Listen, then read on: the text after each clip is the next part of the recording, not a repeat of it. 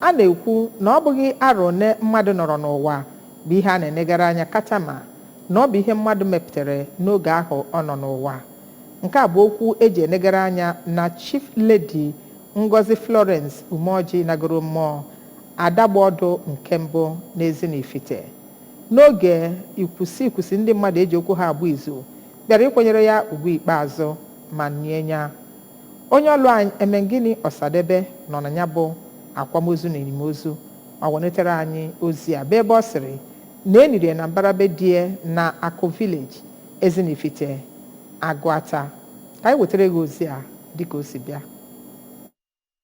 Chief Ngozi Florence Umeoji ada ndị be Umezinwa bụ onye gbara afọ 71 tupu ọ laa mmụọ, bụ nnukwute onye ụka, onye na-enyere ndị mmadụ aka ma bụrụkwa otu onye so na-achị ọchịchị n'obodo Ezinifite tupu ọ nwụọ. Ọ bụkwazi onye otu Knight nke St. John International ma bụrụkwa onye tọrọ ntọala Umeoji Family Support Program n'Ezinifite. N'okwuchukwu ya mgbe a na-edebere ya ajamas dị nsọ na St. John the Baptist Catholic Parish Ezinifite, Bishop nke Ekwulọbịa Catholic Diocese bụ Most Reverend Peter Okpaleke gwara ndị ụka ka ha were ọnatarachi ha na akụrụba ha wee lụpụta nzọpụta ha dịka otu Lady Ngozi Umeoji siri mee ka ọ dị ndụ. Cardinal Designate Okpaleke gụsịrị ọtụtụ ọlụ nakwa otu o sigasị enyere ndị mmadụ aka wee too ụmụ ya ka ha siri wee na-esonye na nzọmụkwụ nne ha,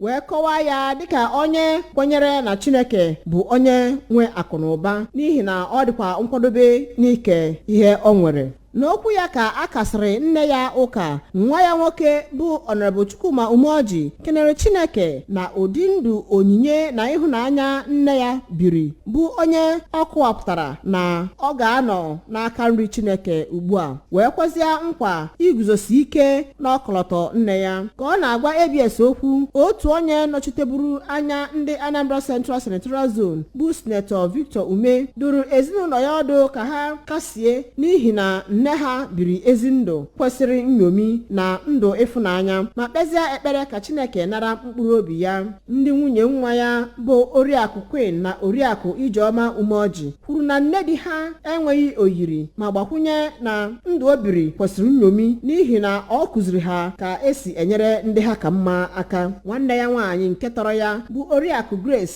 Eze Oruche toro ndụ onyinye nwanne ya nwaanyị biri wee yọzọ Chineke ka ọ nara mkpụrụ obi ya. Ọkammụta nke ngalaba Mass Communication na Nnamdi Azikiwe University Ọka bụ Ọkammụta Stella Ọkụnna na onye isi oche NUJ ngalaba nke steeti a bụ Dọkịnta Odogwu Emeka Odogwu na ozi nkasi obi ha gwara ezinụlọ Umeoji ka ha jisie ike na-aga n'iru n'ọlụ nne ha na-alụ, wee kpezie ekpere ka o zuru ike n'udo. Ndị kwugasịrị okwu na ya bụ akwamozu gụnyere President General Ezinifite Progressive Union Chief Ikemefuna Okwonna, onye isi CWO nke Ezinifite bụ Oriakụ Ndereka Umezinwa, ụfọdụ ndị ezinụlọ Umezinwa bụ nke gụnyere Maazị Emeka Umezinwa na Oriakụ Tina Ezema toro ezi ndụ ịhụnanya nwanne ha nwaanyị nwere. Ya bụ akwamozu dọtara ọtụtụ ndị bishọp dị ọnụọgụ 20 sigasị obodo dị iche iche wee bịa. Ndị isi ụka karịrị 500 n'ọnụọgụ bụ nke gụnyere Bishọp Samuel Ezeofọ nke Agụata Diocese, ndị eze ọdịnala si obodo dị iche iche na steeti a na ndị ndọrọ ndọrọ ọchịchị dịkwasị iche iche. Ihe pụtakarị ihe na ya bụ akwamozu gụnyere ndị bịara mgbadu, mmanwụ ijele gbaranụ na ya bụ mmemme, egwu nke ndị bandị dịgasị iche iche ma dịziara gaba. Site na Ezinifite nke okpuru ọchịchị Agụata,